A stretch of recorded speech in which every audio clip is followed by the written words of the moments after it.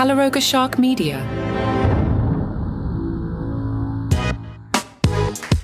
Jimmy Fallon said a Delta Airlines pilot was sentenced to 10 months in jail for showing up to work drunk. Yeah, he got 10 months in prison and a job offer from Southwest. Hello, I'm Johnny Mac with your daily comedy news. Wait to hear this Kevin Hart thing.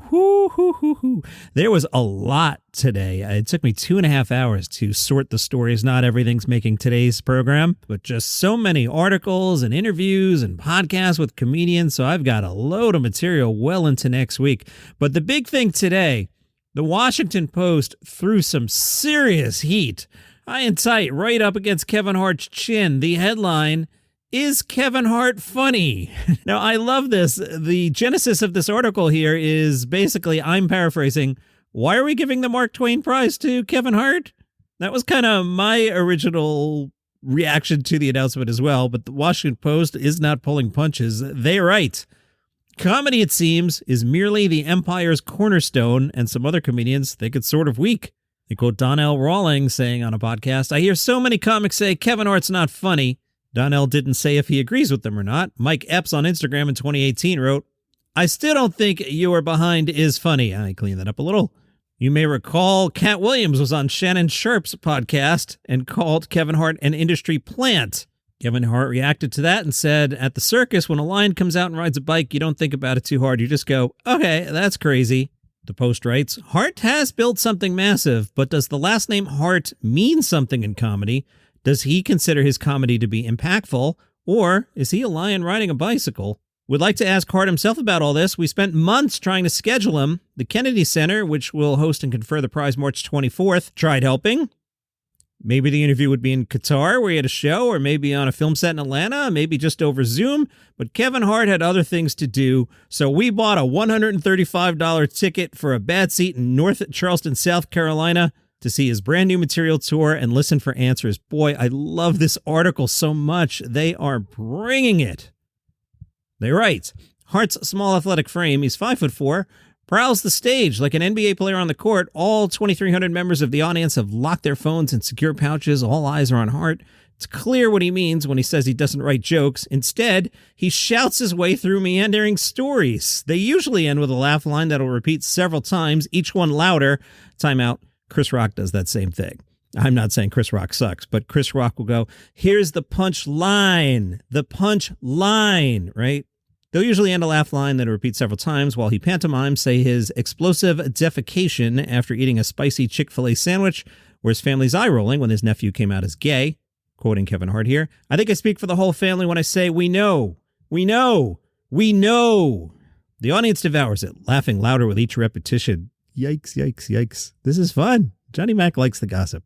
Subheading, "Is Kevin Hart funny?" Comics such as Keith Robinson, Patrice O'Neal, and Dave Attell thought so. They helped him get a start in respected New York stand-up clubs. Media mogul Damon Dash thought so. He put him in the Rockefeller-produced movie Paper Soldiers alongside Jay-Z, Charlie Murphy, and Michael Rappaport. Judd Apatow thought so. He cast him in a few episodes of his Fox sitcom Undeclared with Seth Rogen and Jay Baruchel 23 years ago. The fish-out-of-water persona he honed in movies such as Ride Along, Get Hard, and several films with Dwayne Johnson draws big box office receipts. His movie character, there is really only one, is an extension of a stand-up act. Frenetic, self-deprecating, yet overconfident, fast-talking, and most important, all caps, loud. The Washington Post continues. Funny is in the ear of the listener, but perhaps the proof is in the empire. Cornerstone be damned has modeled underwear from Macy's. He's played in major poker tournaments. He co-created a TV show in 2013 called Real Husbands of Hollywood. He founded a production company that pumps out the schlocky comedies he appears in. He started a venture capital firm that invests in companies that make beds, energy drinks, snacks, and cleaning products. Oh, there's more. All right. Fasten your seatbelts. Hart's empire seems impervious to threats. He cheated on his pregnant wife in 2017. Johnny Mac pauses. No one seemed to care. In 2015, he said he would never play a gay character. No one really blinked. In 2018, the Academy of Motion Pictures Arts and Sciences announced he would host the 2019 Oscars. Almost immediately, Twitter users and journalists began sharing a slew of his old homophobic tweets and stand-up bits. The Academy asked him to apologize. He refused, resigned the gig, and then gave a non-apology on Twitter. But controversy rolls off him because he never fully admits wrongdoing, never earnestly apologizes. Instead, he talks about personal growth. He's always evolving and growing and complains about cancel culture. Whew. Did I tell you? This is not pulling any punches. I can't believe this. I forgot to check the byline. Let me check the byline here. By Travis M. Andrews. Travis M. Andrews is a feature writer. He joined the Post in 2016. He was previously a travel and culture editor for Southern Living magazine, a contributing pop culture reporter for Mashable and The Week. Some of his other recent articles, I'm just curious, is an obit for M. Emmett Walsh, an article on March 14th about the Mark Twain Prize. On March 12th, the headline, "Oh, That's What Happens When the Academy Nominates Popular Movies." March 12th, Chit Chat Cafe, the exceptional Indian restaurant in a gas station. See, I'm curious. I want to click on that, but I cannot afford to get sidetracked today. Johnny Mac, stay focused. WashPo writes, a bit from his 2013 special, Let Me Explain, about how his infidelity broke up his first marriage, captures the cycle. Yes, people, I cheated. Am I ashamed of it? No, I'm not. Do I wish I could take it back? No, I don't. Let me tell you why. You can't evolve as a man if you never make a mistake. I'm not sure that's all that cool, but again, it's in the context of a comedy special, so we should never take anything said in a comedy special all that seriously. He told the Sunday Times in 2021, I've been canceled, 3 or 4 times? In the same interview, he suggests that anyone who wants to cancel someone should shut the F up. Post continues. One phrase came up repeatedly among fans in Charleston. Oh, I know where this is going because I've pre-read this for a change. Wait to hear this. That phrase, he's relatable. Who among us hasn't taken penis enlargement pills from a gas station and then commanded his spouse to recite his social security number during sex? But maybe we're thinking too literally. What's relatable isn't the taking of the pills, but the insecurity that leads to them. There's a deep universal anxiety at the heart of Hart's jokes, and there's a deep universal anxiety in the way he talks about himself.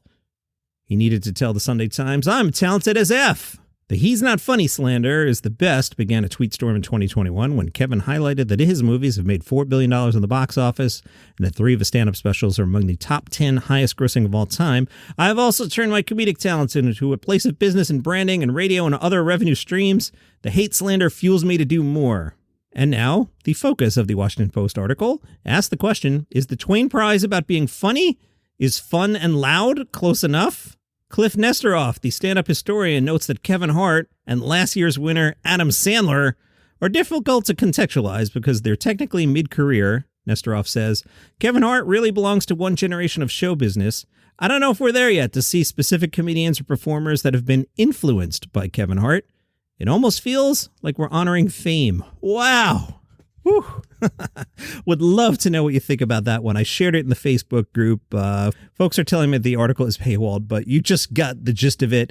And if you use Apple Podcasts, they now have transcripts. So if you want to scroll through everything I just read to you, I'd be curious your thoughts. Daily Comedy News podcast group.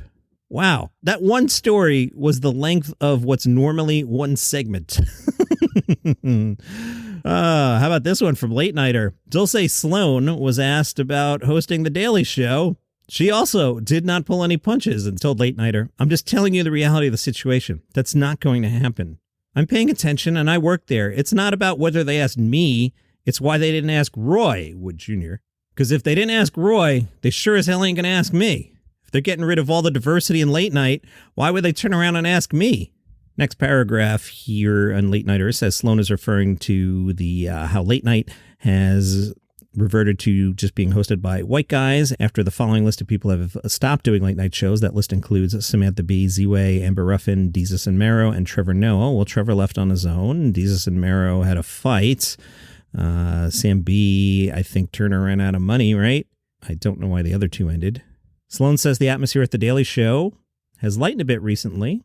Sloan says, this is what's happening with everything. Look at all the shows that are getting canceled. Hulu's This Fool was hilarious. It got canceled. Nobody knows why. I'll tell you why. Nobody watched it. That's why shows get canceled. It looks like this is what the directive is, and so I can't worry about everything as a whole because that just takes your brain somewhere it's not supposed to go. It's too big for my brain. Listen, if your show gets views and you can sell it to advertisers, it'll be on. End of story. There's no conspiracy. I can tell you why This Fool got canceled. Nobody watched it. Sloan says, with Jon Stewart coming back, everybody in the building is relaxed because it's, okay, we're probably not going to get canceled now. Comedy Central is always an interesting place to be. TV right now is an interesting place to be. So yeah, there are a lot of people who are like, my kids can stay in private school. We're probably not going to get canceled right now. That's the main thing. I got a lot more. I need a break. Normally I do the show in 2 chunks. We may have 3 chunks today. There's so much going on. Attell, he does indeed have a Netflix special coming out on March 26th. There's no press about it. There's no articles about it. This is very strange. There's not even a real trailer. I went hunting and found that Netflix posted some audio, but this isn't produced as a trailer. It's just somebody went, all right, I'll grab a couple jokes. You'll note there's no music. There's no editing here. You'll also note that Attell is working clean here, but I like this clip a lot. It's really tough because there's no late night food anymore. It's all gone. I don't know what happened, but no food after 11. You don't believe me? I'll take you through it, okay? I'm in Milwaukee, which is a great town. Milwaukee, great town, no late night food, which kind of explains Jeffrey Dahmer. Now... Hey, this guy was a monster, all right? I am not condoning anything he did. But you get hungry, am I right? I mean, come on. All I'm saying is pack a snack, all right? Now, I do trail mix. Anybody? I always travel with a bag of trail mix. The most unsatisfying snack, am I right? I mean, honestly... Let's call it what it really is. Are you ready? Not enough M&Ms. I mean, that's what trail mix is. Every handful is just another handful of disappointment. Am I right? It's kind of like the hug of a stepdad. I mean, it just doesn't... Yeah.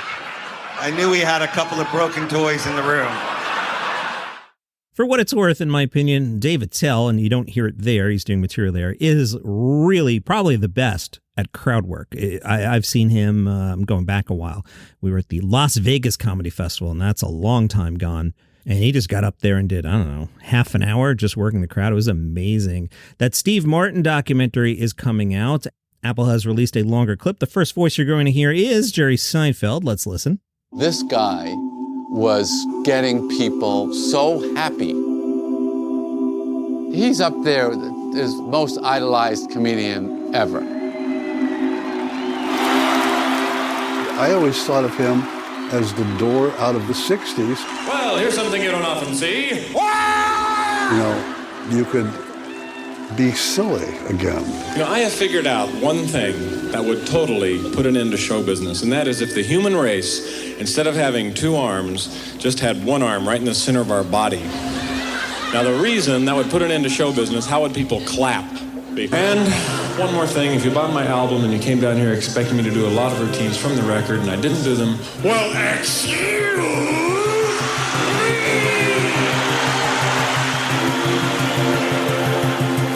I trimmed that a little bit for pacing. Also in this documentary, Tina Fey, Lorne Michaels, Larry David, Diane Keaton, Eric Idle, Selena Gomez, and Martin Short. The official synopsis: Steve Martin is one of the most beloved and enigmatic figures in entertainment. Steve is a documentary in 2 pieces. I've talked about this before. First part, the part John cares about the comedy. Second, the movies and the banjo and all that. I don't care. Anyway, Steve on Apple TV Plus, March 29th. Bert Kreischer went on Shaquille O'Neal's The Big Podcast. Shaq said, when I work out, my gym is in the back. The pool is cold. It's like a cold plunge. So I jump in. I don't want to get out and then take a shower.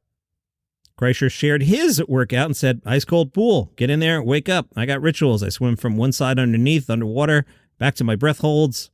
Segura, he's made fun of me for taking pool showers my whole life. Shaq took it personally, because that's also his ritual. So he grabbed the phone for Bert Kreischer and sent a voicemail to Tom Segura saying, hey, Tom, this is Bert's twin brother. I take pool showers too. So leave him alone or I'll kill you. He was joking.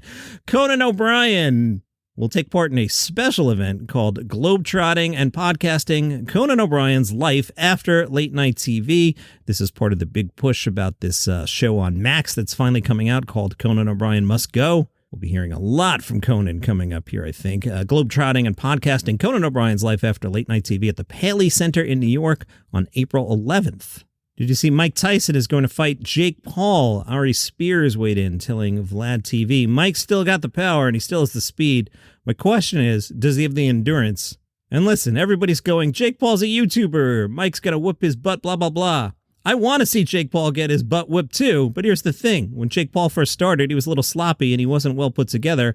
As he is now, with his body, his posture, his technique, so my biggest fear is that Mike Tyson does not have the endurance. All right, let me take just a quick break here so we can do the second part in the normal way. I've got a rhythm to this, and I need 30 seconds. Be right back. Climb to new heights with monsters, sharks, and dinosaurs as we scale the Empire State Building to uncover the legend of King Kong. This week, we're swinging into the heart of a story that bridges the gap between monster and man. From Skull Island to the streets of New York City, join us as we explore the myth, the mystery, and the enduring legacy of cinema's most iconic ape. Follow Monsters, Sharks, and Dinosaurs on Spotify, Apple Podcasts, or wherever you listen to your favorite shows. Big shout out. Hey, one of you has a BMW and you took it to a shop in New Jersey on Wednesday. And you were listening to Daily Comedy News, and I know this because the guy that took in your car is my friend Van, and Van told me the story that he got in a car and somebody was mid-Daily Comedy News. So whoever you are, man, say hi on Facebook. I was so happy when Van told me that story, and I hope your car is okay. He didn't explain why it was in. I don't know, maybe just need an oil change. I don't know why, but BMW guy in New Jersey, or woman, thank you for listening. As I mentioned earlier, the Facebook group is Daily Comedy News Podcast Group. It's been super active lately. People other than me starting conversations, which is what I want it to be. I don't mind starting conversations, but I love when I log in and I'm like, oh, here's a good topic. So please feel encouraged to join us. The first time you post, you'll get a brief timeout so we can make sure you're not a porn bot. But once we figure out, this seems like a human, we'll let you in and then you can post away. Mike in Cleveland, he shot me a note. He was reacting to the other day when I was talking about Leno versus Letterman, and I think he had a good insight. He said, paraphrasing, Leno felt like he needed to keep the job, whereas Dave didn't give a hoot if he got fired or not. And I'm like, yeah, you know what? You're right. Good insight by Mike in Cleveland. A bunch of podcasts, as I've mentioned, I'm way behind on my pods. I've got a long drive next weekend. Maybe I can catch up on them. Anyway, this week, Mark Maron had on Eddie Pepitone, that came out yesterday, and Dave Attell, I believe that came out on Monday. Neil Brennan, I forgot to write down the notes. Let me pull it up. He's had a bunch of people. Bill Burr, that's who I wanted to tell you about. Bill Burr came out on Thursday. Kyle Kinane came out on the 14th. Recent episodes there, Trevor Wallace, Jim Norton, Seth Green, Dusty Slay. I've listened to the Slay and the Norton. That show's been really clicking lately. Tammy Pascatelli's on Elvis Duran's podcast. Ari Shaffir has launched a new travel podcast called You Be Trippin'. I like that title. His first guest is Andrew Santino. The official description, comedian and seasoned travel expert Ari Shaffir has launched his newest podcast, You Be Trippin'. On You Be Trippin', Ari Shaffir finds the comic wanting to ditch the travel guides and bring on real folks to discuss their messed up adventures and hilarious disaster tourism. I don't know, is Andrew Santino shucking jokes a good example of real folks? Here's a clip. If you can find a buoy in a bay, which by the way is funny to hear him say, when he would say it, he'd say, it sounded like boy. He's like, we must find a little boy. And I was like, why do we need a little boy? He's like, no, we have to get a little boy for the boat. And I was like, I don't really want a boy on the boat. Your wife's just like, hey, they have different customs. Let's you got all right, we'll get a little boy on the boat. By the way, that's the first clip they shared. And let's be honest, this is not the greatest clip. I'll check out the pod, but that clip doesn't make me go, wow, I got to check this out.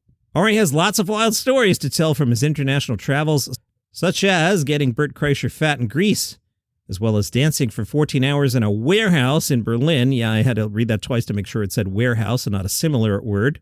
Warehouse in Berlin on some of the finest lab-made chemicals known to man. The Andrew Santino episode, they talk about the little islands off the coast of Italy, the subtle art of annoying locals, and seeing so many stray dogs roaming everywhere. Upcoming guests include frequent podcast guests Joe List, Mark Normand, and also Kevin Ryan. More to be announced.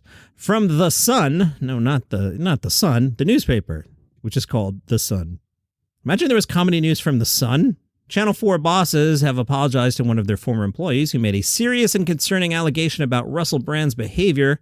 The CEO said one former Channel 4 employee made a serious and concerning allegation about Russell Brand in 2009. Check your calendar. This was not escalated to Channel 4's then senior management team, nor investigated as it should have been. I've apologized on behalf of the organization to the individual for this breakdown and for the distress that this matter has caused. A total of 5 women claim Brand had assaulted them between 2006 and 2013. Before the allegations were published, Russell Brand released a YouTube video in which he strongly denied the claims without specifying what they were. Mike Vecchione's got a special today on the 800-pound gorilla YouTube channel. It'll be at 6 o'clock. Now, I'm not sure what time zone. The 800-pound gorilla stuff is usually Central Time. This is called Worst Kind of Thoughtful. It's inspired by his 2018 comedy album of the same name. In this unique hour of comedy, Mike fully narrates while his talented friends, fellow comics, artists, and more have been recruited to perform the stand-up material on his behalf. That's fun. Adam Newman has a new hour of comedy. He's brought his guitar, music, magic, horses, butt stuff. This hour has it all. It's called Jew versus the Volcano. It's his 5th hour of stand-up. You'll find it on Blonde Medicine's YouTube channel. Jew versus the Volcano has 3 acts. The first act, classic stand-up, checking in where he's at now, recently married, traveled, and barreling out of a pandemic. The second act is the age-old tale about losing one's virginity, featuring an appearance by R.E.M's Mike Mills and a visit to the emergency room. The third and final act brings us to what Adam Newman has been planning all along, coming out as a guitar comedian.